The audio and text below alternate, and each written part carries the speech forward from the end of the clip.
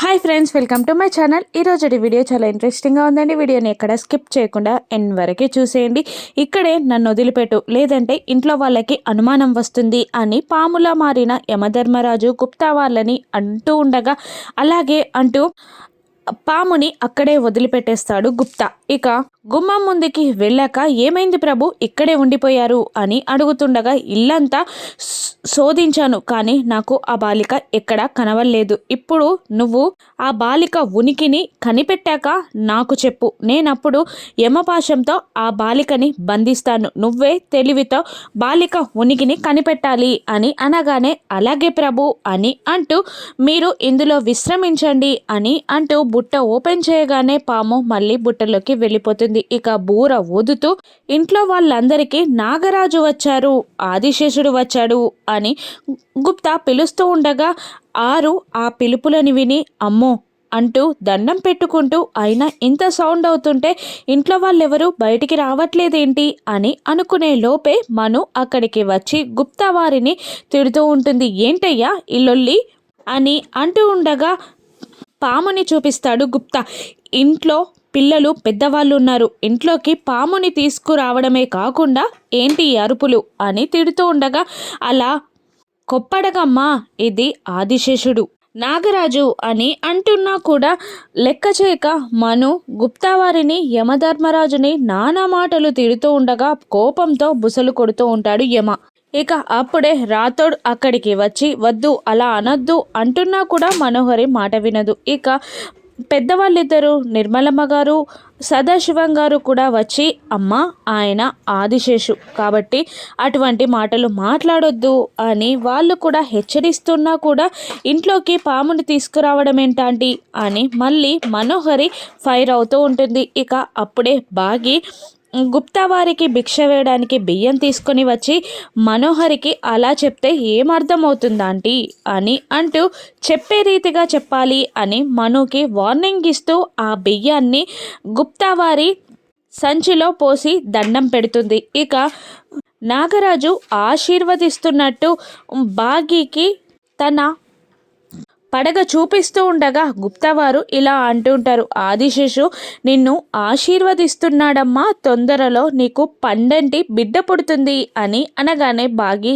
నవ్వుతూ, నాకు ఆల్రెడీ 4 పిల్లలున్నారు, ఇదిగో వీళ్ళే వాళ్ళు, వీళ్ళు చల్లగా ఉండాలని ఆశీర్వదించండి, వీళ్ళు హ్యాపీగా ఉంటే కుటుంబం మొత్తం హ్యాపీగా ఉంటుంది అని బాగి అంటూ, పిల్లలు రండి ఆశీర్వాదం తీసుకోండి అని అనగానే పిల్లలు 4 ముందుకు వచ్చి నాగరాజు దగ్గర ఆశీర్వాదం తీసుకోగానే ఆ యమ ఆశీర్వదిస్తాడు. ఇక గుప్తా బాగిని పొగుడుతూ ఉంటాడు, ఎంత మంచి కోడలు దొరికిందమ్మా మీకు, ఎంత మంచి తల్లి దొరికింది, ఇటువంటి తల్లి దొరకడం మీ అదృష్టం అని పిల్లల్ని అంటూ ఉండగా పిల్లలు బాగి వైపు చూస్తూ ఉంటారు. మళ్ళీ గుప్తా గారు ఇలా అంటుంటారు, ఎట్టి పరిస్థితుల్లో కూడా మీ అమ్మని బాధ పెట్టకండి, బాధించేలా మాట్లాడకండి అనగానే ఒక్కసారిగా బాగిని అవమానించిన సిచ్యువేషన్ అమ్ముకి గుర్తుకు రాగానే వెళ్ళి బాగిని వాటేసుకుంటుంది. ఇంకా ఇలా అంటుంటారు గుప్తా వారు, నిజంగా మీకు దొరికిన 2 కోడళ్ళు చాలా మంచివాళ్ళు, మీరు చాలా అదృష్టవంతులు అని అనగానే, అవును అని పెద్దవాళ్ళిద్దరూ అంటూ ఉండగా మనోహరి నీకెలా తెలుసు అని అనేస్తుంది. అప్పుడు నాగరాజు చెప్పాడమ్మా అని అంటూ ఉంటారు. ఇక బాగి పిల్లలతో వెళ్ళి స్కూల్కి రెడీ అవ్వండి, టైం అవుతుంది కదా అని అనడంతో పిల్లలు వెళ్ళిపోతారు. ఇక అందరూ ఒక్కొక్కరిగా అక్కడ నుండి వెళ్ళిపోతారు. ఇక మన ప్రణాళికని అమలుపరచండి ప్రభు అని అనగానే, సరే నన్ను ఇక్కడే వదిలిపెట్టు, ఆ బాలిక ఎక్కడుందో చెప్పు, నేను యమపాశంతో బంధిస్తా అని యమ అనగానే మెల్లిగా పాముని వదులుతాడు గుప్తా. ఇక పైకి వెళ్ళిన అమ్ము ఏడుస్తూ కూర్చోవడంతో ఆనందాకాష్ అంజు ఏమైందమ్ము అని అడుగుతుండగా, ఏమైందా ఇంకేం కావాలి, బాగి మిస్సమ్మ మాటలు విన్నారు కదా, ఇంకా మిస్సమ్మని అనుమానించినందుకు అవమానించినందుకు మీకు గిల్టీగా ఫీల్ అవ్వాలి అనిపించట్లేదా,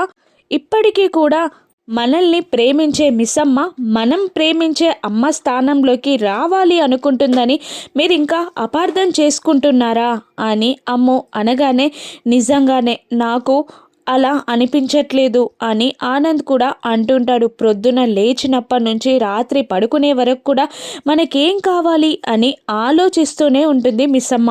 అటువంటి మిస్సమ్మని అనుమానించడం మన తప్పే అని నాకు అనిపిస్తుంది అని ఆనంద్ కూడా సపోర్ట్ చేస్తూ ఉంటాడు. ఒక అంజు మాత్రం ఏమీ మాట్లాడకుండా కోపంగా నిలబడిపోతుంది. దూరం నుండి పిల్లల మాటలన్నీ వింటున్న మనోహరి కోపంతో రగిలిపోతూ ఉంటుంది. ఇక అమ్ము అంజు దగ్గరికి వచ్చి మోకాళ్ళపై నిలబడి ఇలా అంటూ ఉంటుంది.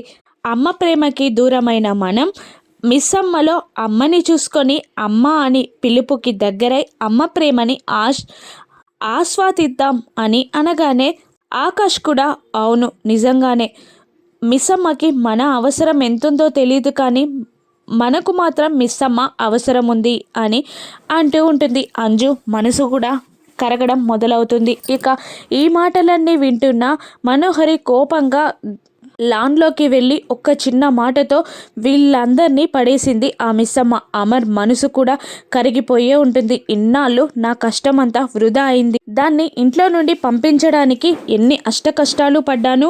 అదేమో ఒక్క నిమిషంలో వీళ్ళ మనసులన్నీ మార్చేసింది. నేను ఎంత కష్టపడ్డానో అంతకు రెట్టించిన వేగంతో ఇంట్లోకి వచ్చి పడింది. వీళ్ళ మనసులన్నీ గెలుచుకుంది. ఒకవైపు ఆరు, ఒకవైపు మిస్సమ్మ ఇద్దరు కలిసి అమర్ని నాకు దూరం చేస్తున్నారు.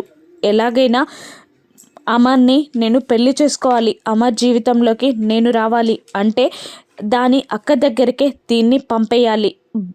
మిస్సమ్మని చంపే సన్నాహాలు మొదలు పెట్టాలి అని మనోహరి అనుకుంటూ ఉంటుంది. ఇక ఆ బాగి రాతోడితో ఇలా అంటూ ఉంటుంది. పిల్లలు ఈ మధ్యలో లంచ్ వదిలిపెడుతున్నారు, నువ్వే జాగ్రత్తగా చూసుకోవాలి అని అంటూ ఉండగా ఎమని వెతుక్కుంటూ వచ్చిన గుప్తా బాగితో ఇలా అంటుంటాడు. ఆదిశేషు ఇంట్లోకి వచ్చేసాడమ్మా అని అనగానే అయ్యో పిల్లలు పెద్దవాళ్ళు ఉన్నారు అందరికీ చెప్పాలి అని అంటుండగా వద్దమ్మా ఆ కంగారులో ఆదిశేషు ఎవరినైనా కాటేయవచ్చు. నేను ప్రతి రూము వెతికి మా ఆదిశేషుని తీసుకెళ్తాను, నువ్వు నాకు ప్రతి రూము చూపించు అని అనగానే అలాగే చూపిస్తా పదా, ఎవరికి ఏం కాకుండా చూసుకో అని బాగి కంగారుగా హాల్లో వెతకమని అంటూ ఉంటుంది. అప్పుడే హాల్లో మెట్ల దగ్గర ఆరు నిలబడి ఉంటుంది. అప్పుడు యమధర్మరాజు మనోహరి రూమ్లోకి వెళ్ళడం ఆరు చూసి మిసమ్మ మను రూమ్లోకి పాము వెళ్తుంది అని చెప్పగా బాగికి ఆ వాయిస్ కాస్త వినబడుతుంది. ఇక ఏదో విన్నట్టు బాగి చూస్తుండగా ఏమైందమ్మా అని అడుగుతూ ఉంటాడు గుప్తా. నాకేదో వినబడుతుంది కానీ క్లారిటీ లేదు అని అంటూ ఉంటుంది బాగి. అంటే ఇక్కడే ఆ బాలిక ఉందన్నమాట, యమధర్మరాజు ఎక్కడా అని చూస్తూ ఉంటాడు గుప్తా. ఇక అప్పుడే తన ముందున్న పాముని చూసి గజగజ వణికిపోతూ ఉంటుంది మనోహరి. ఎవరైనా రండి, పాము నా రూమ్లోకి వచ్చింది అని అరుస్తూ నన్ను చంపేయబోతుంది, నన్ను కాటేయబోతుంది అని అరుస్తూ ఉంటుంది మనోహరి. ఇక ఆ అరుపులు విని బాగి యమ కూర్చి వెతుకుతున్న గుప్తా రాథోడ్ మనోహరి రూమ్లోకి వస్తుండగా యమ మనోహరిని చూస్తూ బుసలు కొడుతూ ఉంటాడు. ఇన్నాళ్ళు నన్ను నానా మాటలు అన్నావు కదా, ఇప్పుడు ఈ యమ అంటే ఏంటో నీకు చూపిస్తా అని మనోహరిపై బుసలు కొడుతూ ఉంటాడు. ఇక బాగి పైకి వెక్కి మనోహరితో ఎక్కడ అని అంటూ అడుగుతూ ఉండగా ఇక మా ఆదిశేషు చాలా మంచి వాళ్ళని కాటేయడు అని అంటుండగా తను మంచిది కాదు కదా, తనని కాటేస్తుందేమో అని రాథోడ్ అంటుండగా మీరందరేంటి పాముని పట్టుకోకుండా నాతో ముచ్చట్లు పెడుతున్నారు అని మనోహరి అడుగుతుండగా పాము తప్పిపోయిందని నాకు తెలుసు, కానీ ఎక్కడికి వెళ్ళిందో చెప్పు అని బాగి అడుగుతుండగా అదిగో అటువైపు వెళ్ళింది అని మిస్సమ్మ చెప్పగానే నేను బయట వెళ్ళి చూస్తాను అని అంటూ గుప్తా బయటికి వచ్చి అక్కడంతా వెతుకుతూ ఉండగా ఎలుక కిస్ కిస్ మన సౌండ్ వినబడుతుంది. ఈ ఎలుక ఒకటి అని అనుకుంటూ తన చేతిలో ఉన్న చెంబుని విసిరేగానే యమధర్మరాజు తలకి దెబ్బ తగులుతుంది. ఇక యమధర్మరాజులా మారి గుప్తాని తిడుతూ ఉంటాడు. ఇక వీళ్ళిద్దరూ ఆరుని పట్టుకోగలరా? అంజు బాగిని అమ్మలా యాక్సెప్ట్ చేస్తుందా? రాను ఎపిసోడ్స్లో చూద్దాం. Thank you for watching.